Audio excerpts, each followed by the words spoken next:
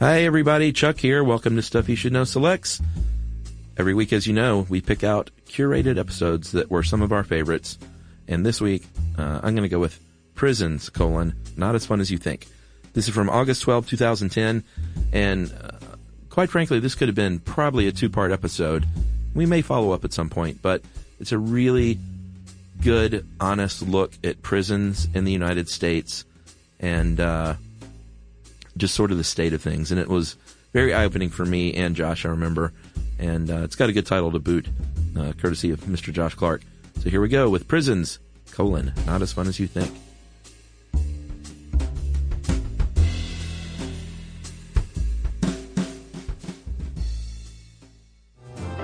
Welcome to Stuff You Should Know from HowStuffWorks.com.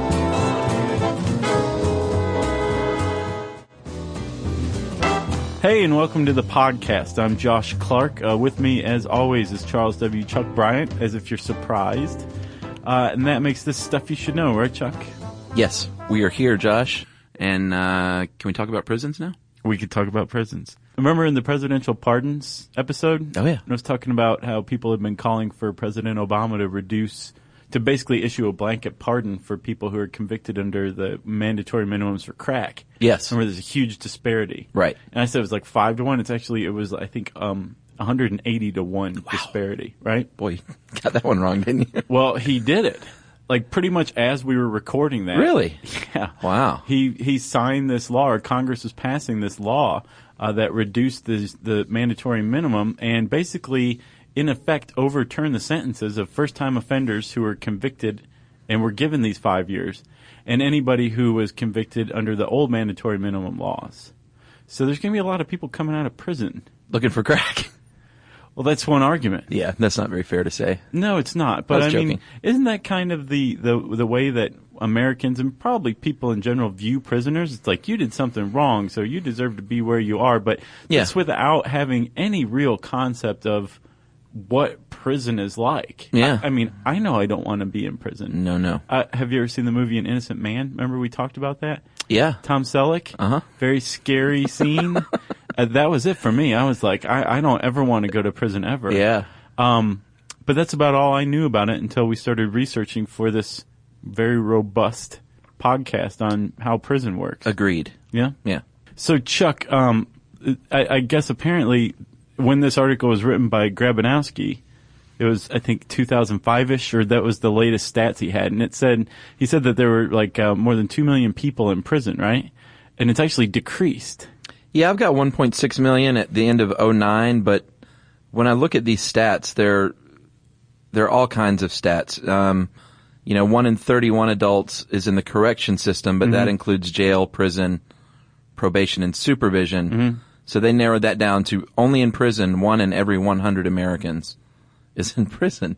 I know, isn't that crazy? That is crazy. Did you see what fair state topped the list for the most number of adults in prison? That's right, Georgia. 1 in 13 people. Yeah. 1 in 13 adults in Georgia is in the correctional system. That's crazy.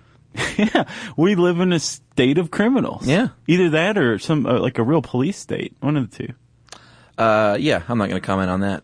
So Chuck, we should probably calm down. Let's settle down here. Let's talk about prison. Prison's a deterrent. It's a punishment. And it's hopefully increasingly it's becoming a place of reform and rehabilitation. Yeah. And we'll talk about that a little bit. Sure. But in the U.S., there's pretty much three types of security levels for prison, right? Yeah, with one extra little added measure that we'll talk about. It's a big extra, though. Yeah, you got a minimum, yeah. You got medium, and you've got, of course, everyone's favorite, maximum security prisons. Right. And minimum security prison, we're mainly going to cover maximum because that's really the most interesting. Sure. Even though I think they said like only 25% are in max. Mm-hmm. Is that right? Well, according to 2005 stats. Right. Yeah. But minimum is more like a college campus, that kind of thing. It's like that weekend that you did orientation at the college you eventually went to. Right. I would think that's like minimum security prison. Right. And that's definitely nonviolent offenders with pretty clean criminal records, or maybe you've served time in a medium and you were really good and they were like, let's bump this dude down to maximum or minimum. Right, yeah. Right. Right. Then you've got medium, and that's the one that actually you would see most on like television shows or something. People think that's maximum, but when you see prisoners able to like move around and play cards and stuff like that, that's generally medium from what I understand, right? Yeah, they have like dorm room style accommodations a lot of times with, 8 or 10 guys to a room. Right. And like you said, the little social day rooms where they hang out and trade cigarettes and... Like on Oz. Yeah, exactly. Do horrific things to one another. We'll get to that too. And then, of course, the granddaddy of them all is the maximum security prison. These are the violent offenders, guys that have escaped or tried to escape. We're going to say guys a lot. Yeah. I think less than 10% of the prison population is female. Mm-hmm. So it's not like we're not trying to give the ladies their due. We know you can do awful things as well. So props to you. But we're going to say dudes a lot. Well, there's that subcategory that it was pretty rare, that came about in 1983, at the maximum security prison in, Marion, Illinois, I think. Not Joliet, Marion, right? Yeah. 2 guards were murdered in 2 separate incidents on the same day. Yeah. And the prison went into lockdown, which they call that like, a bad coincidence. Is that what they called it? That's what I call it. The prison went into lockdown, which is where you're in your cell all day. You can't move around.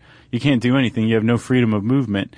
And it remained in that state ever since. So it basically gave birth to the Supermax prison, right? Yeah. And since then, a lot of prisons have been opened as Supermax prisons. They're in a state of lockdown. And if that sounds a bit familiar, basically the entire prison is a series of solitary confinements. They're the whole. Yeah, they call it, officially it's called Security Housing Unit and SHU, but everyone calls it the whole. Right. Just like in the movies. And as far as prisons go, solitary confinement and then especially Supermax is extremely controversial, right? Oh, yeah.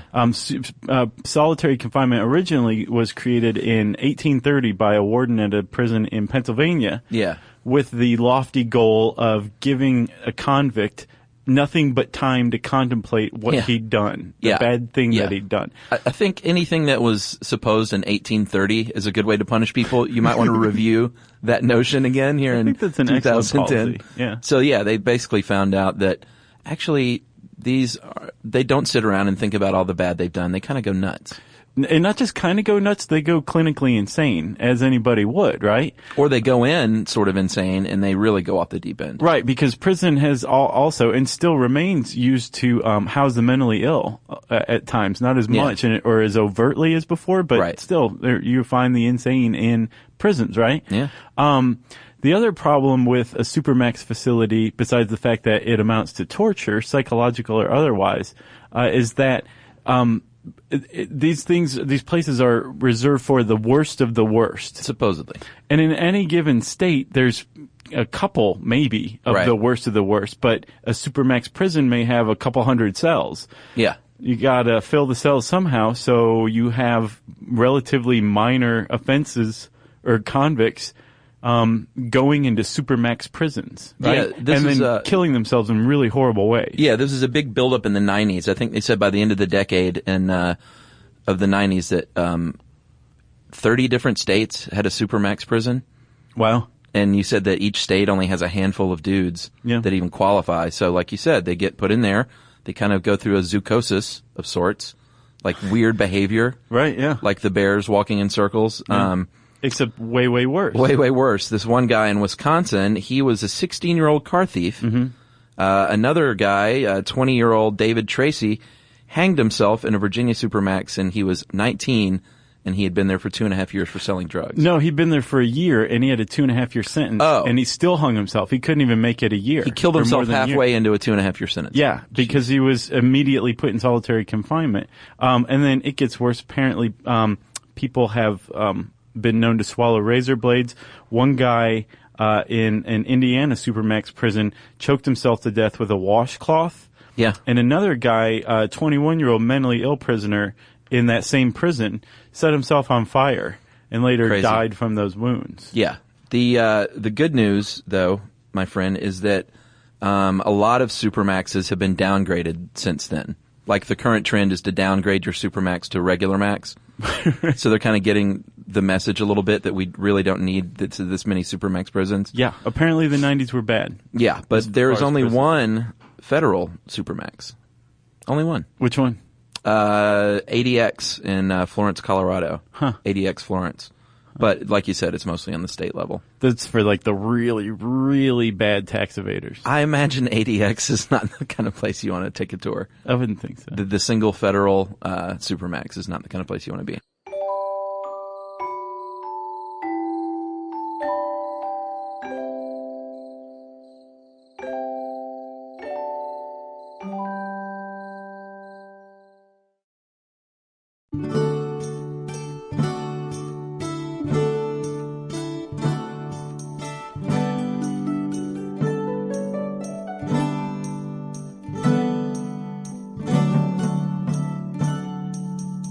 So, Chuck, you, buddy, have just been popped, say, growing marijuana indoors. You're going to prison. Let's come to terms with that. Okay. Okay? There's a couple of ways that you actually get to prison, right? Yeah. And they are as follows. You can take a taxi, which apparently is more routine than we would imagine. I had no idea. You can be dropped off by a friend or family member. That's what I would choose. As in, I think the 25th hour. That's what Edward Norton did. I'd have my mom take me. Would you? Drop me off at prison. Right. Well, and you can also take the prison bus, right? Yeah, it's called the Diesel Tour. The Diesel Tour, because they'll, it's a prison bus. It's not like some luxury Greyhound bus liner. You know how nice those Greyhounds are. Right. Oh, yeah, they're nice. It's not like that. That it's kind of cramped and nasty and smelly, and it sounds like a locker room on wheels. Well, not just that.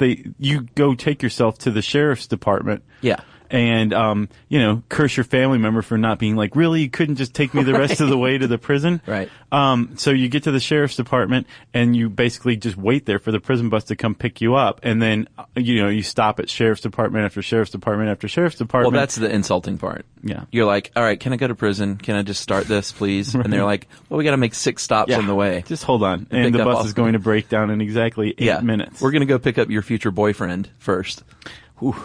So, Chuck, you finally get to prison, right? Thank God. Those cookies that your mom gave you have been taken away from you. I mean, just immediately. You didn't even get to eat one. They're right? chowing down on those, the guards are. And you have a new moniker. You have a new name, a new catch-all name that describes you as a newly inducted prisoner. You're a fish. Yeah.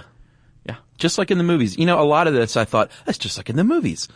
And it is just like in the movies because they know a lot about prison. So why would you make a prison movie that was, completely unrealistic? Right. When you can make the real deal and it's very compelling. Yeah.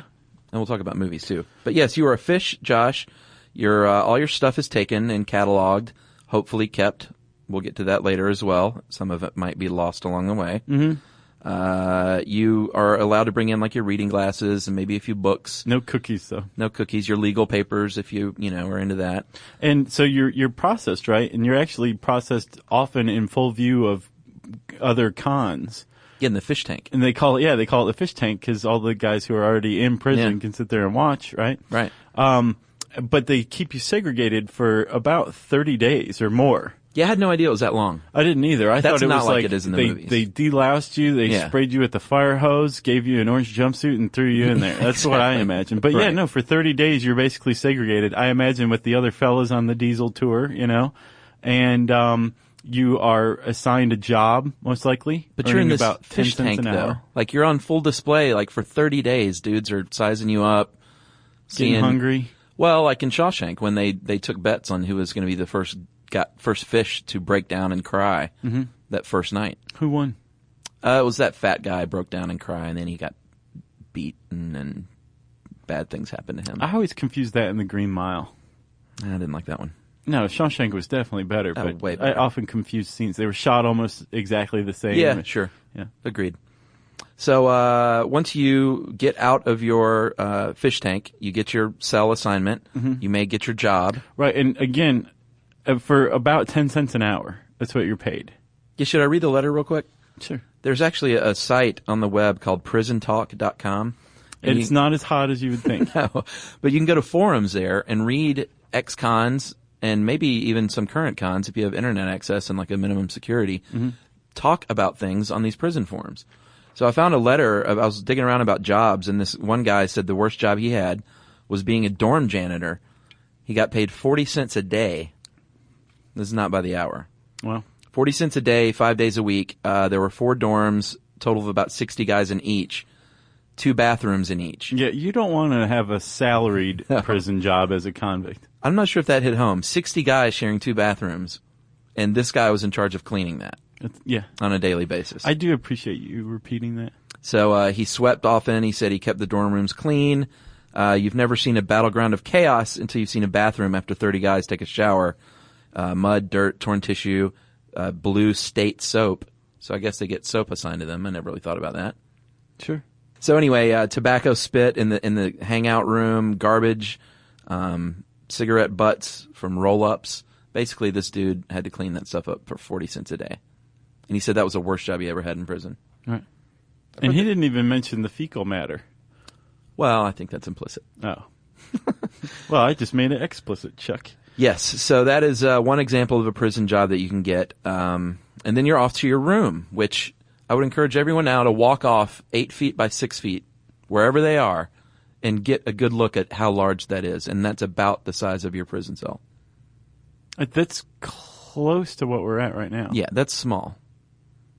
I And feel a that's- little claustrophobic in here. That's I'm 2 not dudes, afraid to admit it. usually. Well, it depends. Most prison cells are designed for one guy, and then as prisons have grown increasingly overcrowded, Yeah. they'll go and like bolt another bunk to the wall, Right. and then voila, you have a cell for 2, and then sometimes there's 3 or Right. whatever.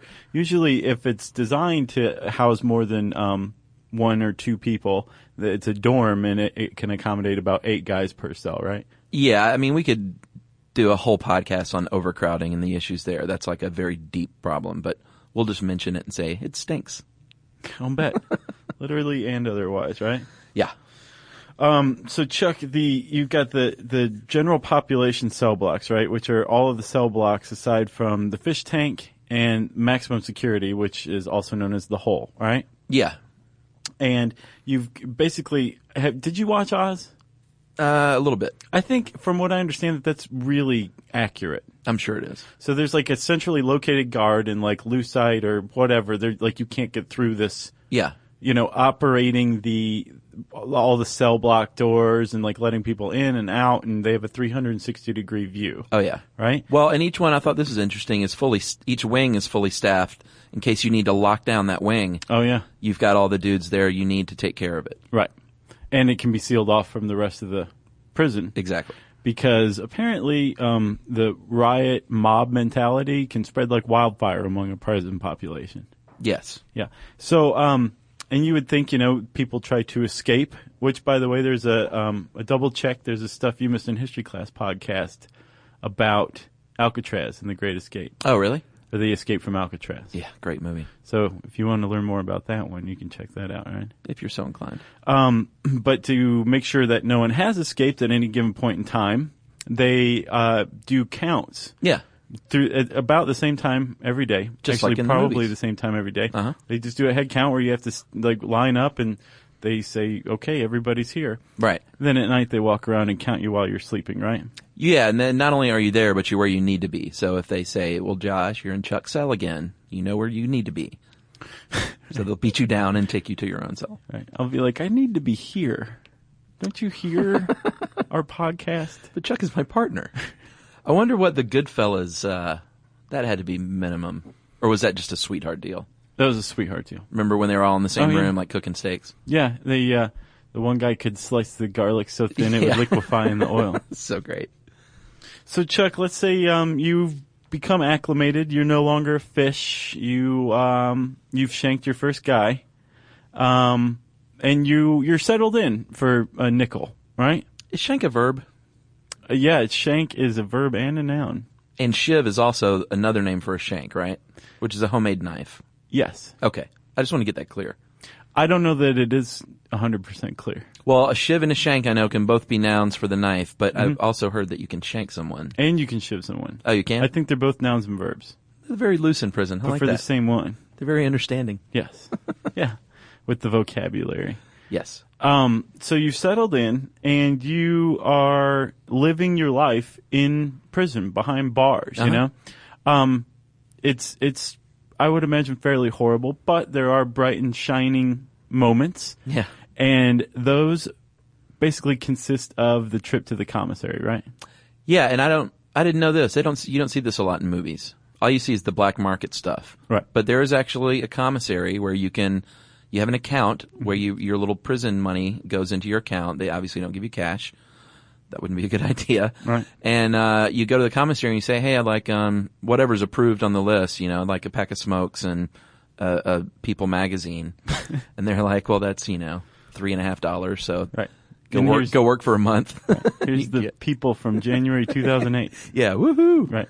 Sexiest man alive, yeah, Mark Harmon. And actually they debit, each prisoner has an ID card that is linked to basically their prison work account. That's when they're fancy paid, prisons. they're debited credits or given credits, and then it's debited from their account when you buy stuff from the commissary. Yeah. I learned about that from Snoop Dogg. Oh, really? Yeah. So that's the fancy modern prisons have it all electronically hooked up, which makes sense. But like we said, there's also a black market, which you have seen in every prison movie ever. There's dudes trading cigarettes for favors or for protection or for better books or better People magazines or whatever. And there's also visits from out of doors. Yeah. Right? Sure. That's how you get the bad stuff in. A lot of times, yeah. Again, Goodfellas, you remember Karen snuck in like those huge bags of pills? I mean, just like, wasn't it like in her purse or in her bra or something? Yeah. They clearly didn't check her. No. Again, I think that they got special treatment. Right. And Chuck, one of the things that I would imagine goes for a pretty high price, maybe a dozen cigarettes or so, is prison wine, right? Yeah, which prison wine, Pruno. Have you ever seen the site where the guy eats nasty things? No. Steve Don't Eat It? No. I think it's called. It is really funny, and I saw this years ago. This guy made Pruno, prison wine, in his house, and it's made with like fruits. It's sort of like a sangria type of thing. Then you put like moldy bread in a sock, and it's like soaking all together in a bag till it ferments. And it's, I imagine, pretty disgusting. Steve said it wasn't that bad. He drank it. He did a white and a red. He said the white smelled like rectum, but he said it tasted just like alcohol. And he said the red actually wasn't that bad at all. Huh. He it said was like $2 Chuck? No, he said it tasted wine-like and got him drunk. $2 Chuck. Which is the deal. And so that was the deal with Pruno. Wow. I wouldn't recommend trying this at home, by the way. No, but that's the whole point. I mean, you're not at home, you're in prison, and you want to get drunk, so you make Pruno. Yeah, unless someone wants to, like you said, with Visitation, you can sneak things in if you're, on the down low. You're really not supposed to do that. Well, you're not supposed to. You get searched. No. And yes, we are talking about Visitation as well now, right? I didn't realize that visiting hours are basically like business hours. Yeah, I didn't know that either. I thought it was like one day a month and everybody came at the same time on the same day, but that makes zero sense. Yeah. Prisoners are assigned a set number of visits per month, and I think the maximum number of visits you can get per month is for the most exemplary prisoner on the planet. Yeah. I would imagine that that's something that they take away pretty routinely if you, are being disciplined. Yes, Josh, and you also have to have a list when you go in of who you say can and can't visit you. And if you're not on that list, you can eventually visit, but it's going to take a long time and a lot of paperwork and red tape. Yes. Right? Yeah, and I think you have unlimited visits from investigators, your lawyer, and that's about it, right? Yeah, but they still keep track of all that. And you're searched coming in, the prisoner and the visitor are both searched coming in and out. Right. I don't know if it's full body cavity. Probably depends on the max level. Sure. Or your crime, I think, kind of follows you around in prison. Oh, yeah, like sure. What you did, what you're convicted of. Like if you were convicted for smuggling things in your butt, they might check you a little more carefully. Sure. And of course now, since we're talking about, and during visitation, like just regular visitation, right? At a minimum security, remember this is just like college orientation weekend. It looks like a waiting room. Yeah. And then in maximum security, visitation is like through that bulletproof glass on the phone. Yeah. It's pretty accurate. Yeah. And then there's a different kind of visitation that I think everybody likes to think about, at least thinks about whenever they hear prison, and that is conjugal visitation, right? Yeah, it's one of the two ways that you can have sex in prison. Right. You know? This is far more the I guess more governmentally defended way of having sex in prison. Yeah, I'd say so. Conjugal visits actually were originated in 1918 in Mississippi, at a state prison in Mississippi, where they remain in effect. But originally they were created as a reward for hard work on the chain gangs and stuff, right? Well, and to incentivize them to work harder, too. Right. And it worked really well. Nowadays, that's not used quite as overtly as an incentive or a reward. Right. It is a reward for good behavior, or you have to be like, the one who can get as many visits a month as one possibly can. Right. Level of good behavior prisoner. But it's generally defended in two ways. One is a basic human right. Like, you have a right to have sex even if you're incarcerated, just like you have a right to food and water and being kept clean. Sure. Right? And then the other way, and this appears to be much more legitimate in the eyes of the correction system, it's a way to maintain the family bonds throughout a stint in prison. Yes. Right? That's sweet. And that's what it's even officially called, as the extended family program. Right. So it's not just about sex. Like, you can have your whole family come over and barbecue in some prisons. In some states, it's in Canada, I think they have their I guess visitation areas look like apartments. Yeah. Have barbecues. They're such wusses. You can have up to 3 family members at a time visit, or you can just have your wife. And it has to be your wife, and you have to have been married before, because that's the whole point. They don't want you to turn into even more of a deviant than you were going in. They want you to keep talking to your wife and keep, loving your kids, being loved by your kids, and to make that transition back out into the normal world much easier, right? Right. So if you're one of those serial killers and you have one of those weirdos that write to you, and you marry, and then you marry them, they can't come and visit you and have sex, right? Right. No. Okay. No. If you are gay, however, and you have a domestic partner, and you are in Mexico City, Brazil, or California, you are entitled to conjugal visits as well. Yeah. Which is pretty significant in California, because in 2007, you could have a conjugal visit if you were gay. Yeah. But you couldn't get married if you were gay, thanks to Proposition 8. Yeah, but which that was just overturned. Yeah, yesterday. It's not over yet. No. But Proposition 8 was overturned yesterday. Yeah. So that's the skinny on conjugal visits. Not quite as, again, like Arrested Development, I don't think was. Yeah, and they don't use it a whole lot anymore. They say it's pretty uncommon. No, there's only 6 states, right? Yeah, but the one thing I thought was funny, though, that one of the rules for the visiting person is the dress appropriately. And they said on the list of rules was no transparent clothing or bare midriffs, strapless attire, or anything with obscene or offensive language.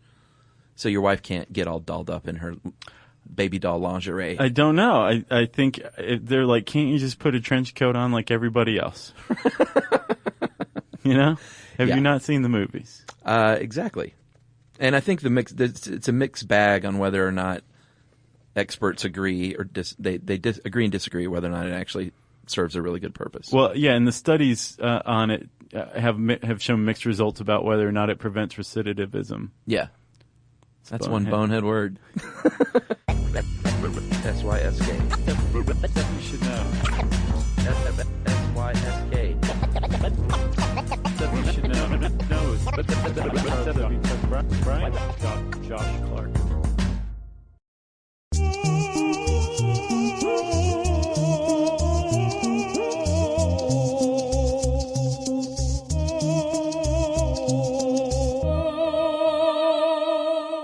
So, Chuck, you mentioned there's another way to have sex in prison, and this is one of the reasons I don't want to go to prison. Because, well, actually, there's 2 more ways. Oh, yeah? Well, you can have consensual sex with another man if you're in there. Oh, okay, sure. Which doesn't necessarily mean you're homosexual. A lot of guys just... There's nothing wrong with that. A lot of guys just do that because they're in there.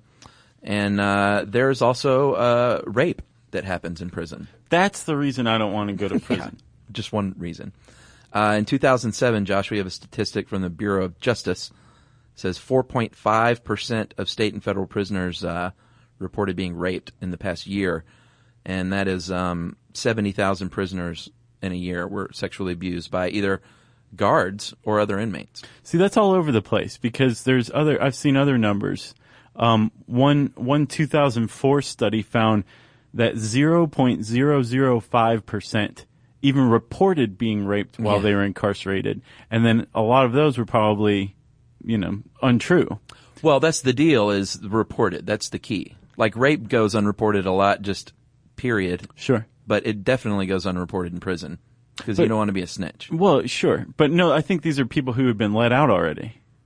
Oh, okay. Yeah. Oh. But then in 2003, the year before, Congress created the Prison Rape Elimination Act. Did you know about that? Yeah. And the number they used was 13%. An estimated 13% of prisoners are raped during their incarceration. Yeah. And their goal is 0. Well, and they're like, you have to have a zero tolerance policy on inmate to inmate rape. Yeah. And guard to inmate or employee to inmate rape, that kind of thing too, because it's not just inmates raping one another. Guards at correctional facilities have been known to be a little heavy-handed and possibly psychotic themselves. Yeah. And I can say this because my cousin was a prison guard for a little while. A corrections officer? Cousin Wolf. Was he a high school grad? Well, he had to be. Yeah. But you don't have to go to college to be a corrections officer. No, you don't. You just have to know how to shoot a shotgun. But to be the warden, you do. Yes. Okay. Josh, let's say you're in prison and you commit an offense. Or you're caught raping somebody under the new zero tolerance policy. Well, if you're caught raping someone or murdering someone, you would actually go to trial. Oh, okay. For real. Gotcha. But if you're caught doing something a little less offensive, you can go to the hole. They can remove your good behavior time, transfer you to a scarier prison, or like you said, limit your visiting hours. I'm sure that's a good way to dig back at a prisoner. Sure. Say you can't get visits. And you get demerits called shots. Mm-hmm. And they log those to your little file. Yeah, and they take those into consideration when you're up for a parole hearing or you're up to maybe get more visitations. If they're anytime they're looking at your behavior, they'll look at the shots. And they follow you around. Yeah. You don't want any shots. And that's official punishment. There's also unofficial punishment meted out by guards, right? Yeah, I would rather have the official punishment, I think, because just like in the movies, the guards can shake you down. They can, quote unquote, investigate what you have in your room when what they're really doing is like destroying the things that you've grown to depend on to keep you sane. I know. Have you ever seen Birdman of Alcatraz? Yeah. God, it's so sad. It was awful. When they take his birds away. I know. Well, and in Escape from Alcatraz, they took away the one guy's paints. The old dude that painted. That was like the only thing he loved, and they took away his canvas and his paints. Yeah. Some jerk warden. It's always a jerk warden. Well, yeah. Except Brubaker. We'll talk about that too. And guards can also beat you down, and if nobody sees it and no one reports it, then it's just what happens. Well, I think that's officially sanctioned. I don't think that they have to get permission to beat you down if they say, "Hey, this guy's getting a little ornery, so I'm going to break a rib or two." But what I'm saying is, I think they have a pretty wide berth as to what sanctions the beating. And Grabanowski put it. I'd like to quote him here. It is not uncommon for guards to fire shotguns at prisoners whenever they see any commotion. I didn't understand that one. And I double-checked, and it says at prisoners. Not just fire shotguns, like up in the air or something. It's just like, hey, you guys are scuffling. Kaboom! Yeah. I don't know about that one. Yeah, this is indoors. So like we said, snitches are you don't want to be a snitch in prison. It's very much that mentality that you see in the movies where keep it quiet. Don't rat on anyone, because if you do, then, who knows what's going to happen? Well, I can tell you what's going to happen. You're likely to be shanked or shivved, which is the same thing. Or raped in Shawshank.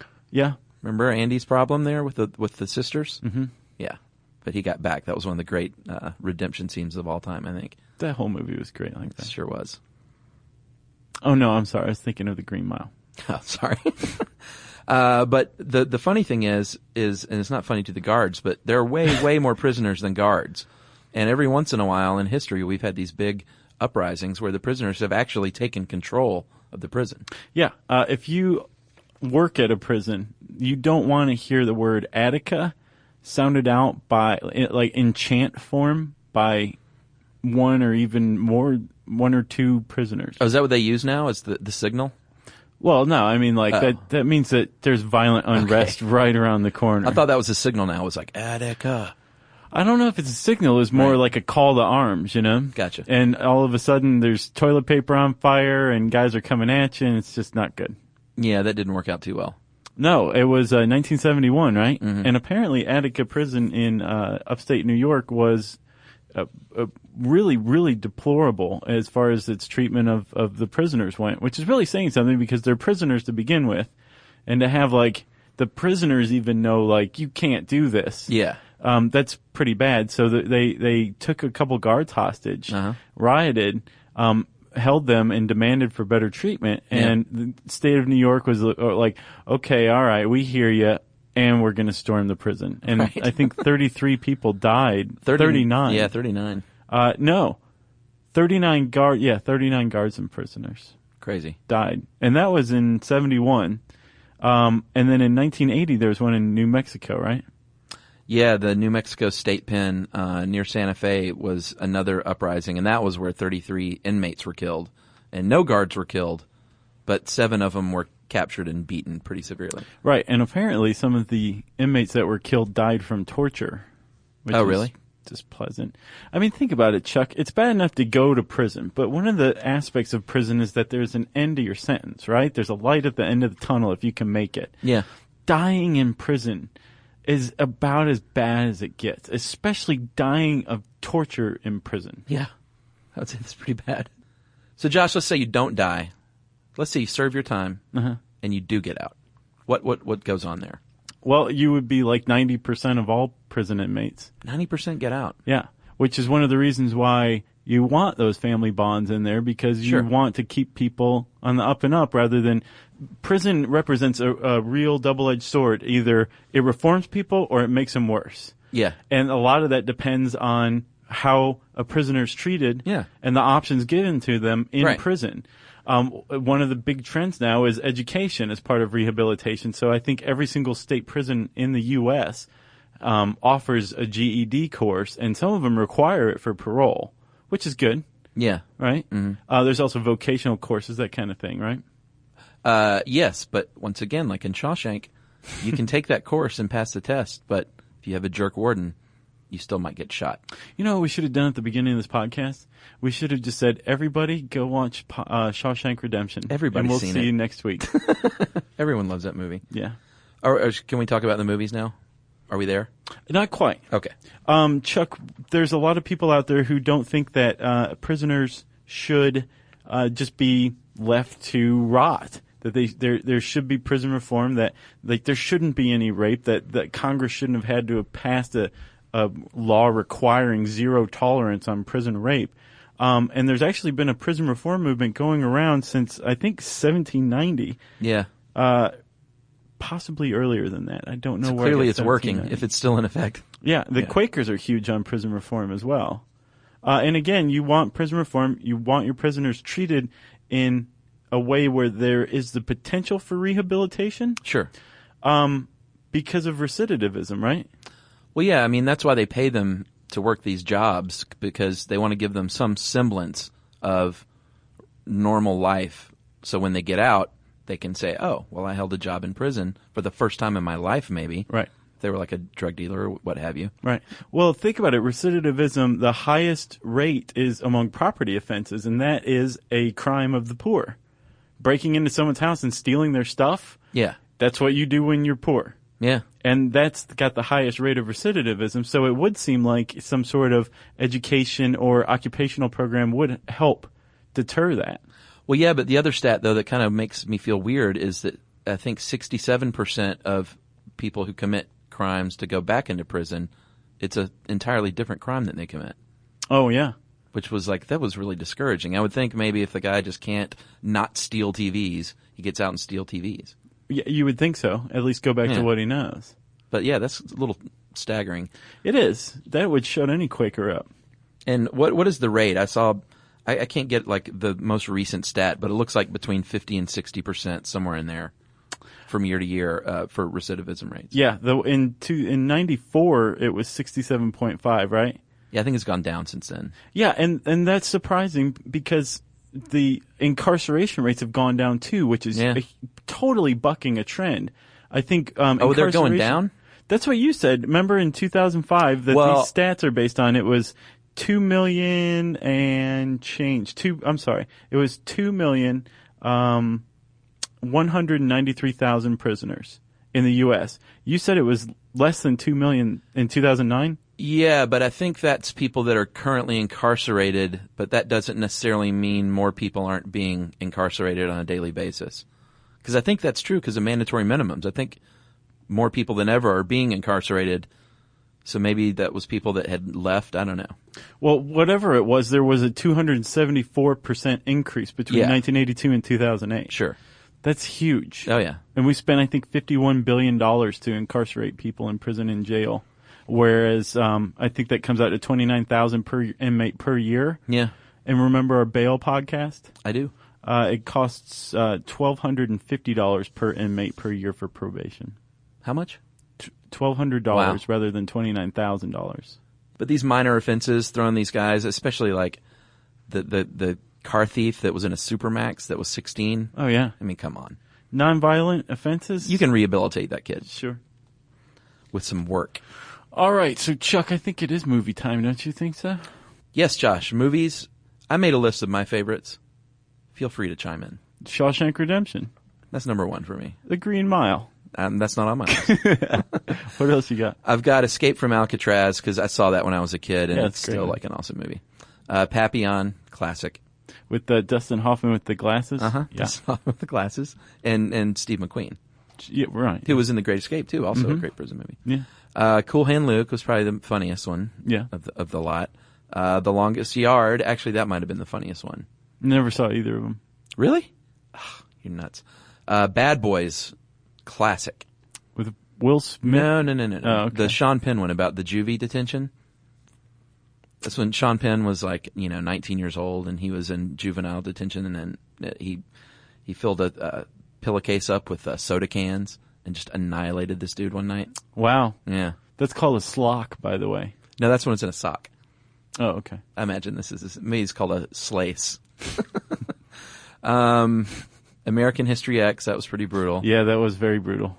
Brubaker, did you see that one? No.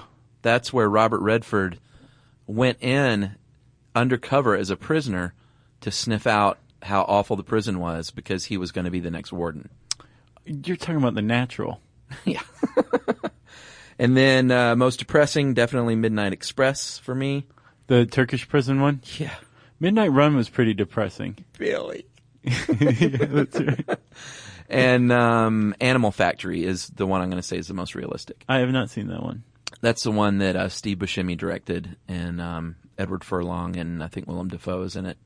It's really good. And it's called Animal Factory, so you have a pretty good idea that it's realistic. I saw a Taxi to the Dark Side last night, and What's that? Not... It's about the U.S.'s policies on torture and how we implemented them post 9/11. Ah. But there's a lot of prison stuff in it, like Abu Ghraib and Bagram and stuff like that. It's pretty disturbing. Yeah, we didn't get into... I mean, there's so much about prisons that we didn't get into here. We could do, 3 more podcasts if we wanted to. And if it seemed like we danced around something, capital punishment? Yeah, didn't go there. That's coming. I can't wait to do that one. It's going to be sweeping. There's going to be top hats and people doing the can and stuff at the beginning. It's going to be enormous. Yeah, I think we have the Rockettes lined up for that one. Yes, we do. In prison garb. Yes. So Chuck's telling me he's giving me the double wink, which means there is no listener mail, right? This one was too long and too full of goodness. You know what that means? That means we just haven't gotten any listener mail. So we want to hear from you. Just type some stuff out that we would find interesting. Spank it on the bottom. Maybe? Yeah. Talc it first. Sure. And send it to stuffpodcast@howstuffworks.com. For more on this and thousands of other topics, visit howstuffworks.com.